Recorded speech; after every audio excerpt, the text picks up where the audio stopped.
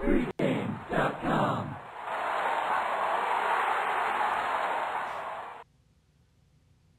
This QB is a two-time Super Bowl champ.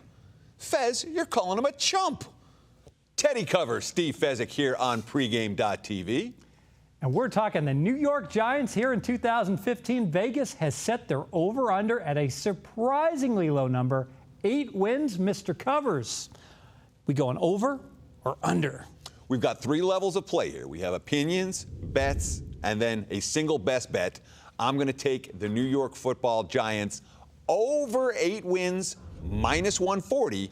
That's a bet for me, the middle ground of the 3. And, of course, it all starts with where this squad was, not just last year, but the year before that.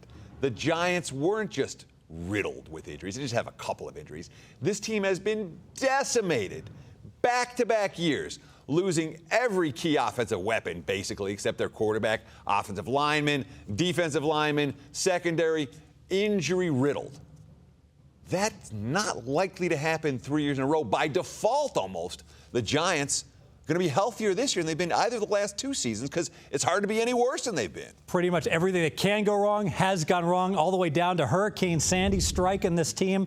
But one thing I've always heard, New York, big marketplace, Jets, Giants, overvalued, and their numbers tend to be too high.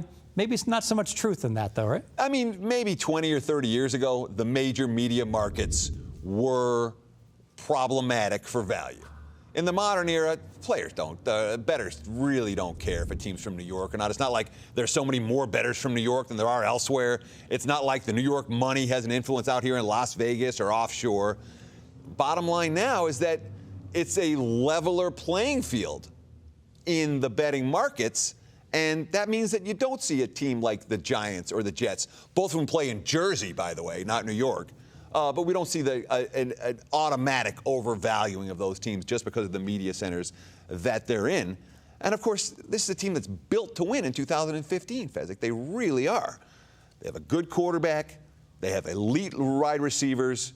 That's the recipe for success, as long as you're willing to call Eli a good quarterback. You know, and it's funny because we were discussing the Giants earlier today, and you're going to call him an elite quarterback, and now you got me because he is a good quarterback. I still feel he pulled a horseshoe out of his you-know-what to win those Super Bowls that the defense essentially won, and I think he is overvalued based on that. However, I look at what he did last year, turned it around. He's got Cruz back healthy. He's got Beckham. He's got the weapons. The Giants, they're going to be dangerous on offense this year. I think so, too. It's not a division that I love, but the Giants, to me, are the squad that offers the most value in the NFC East. Let's take those Giants over 8 wins.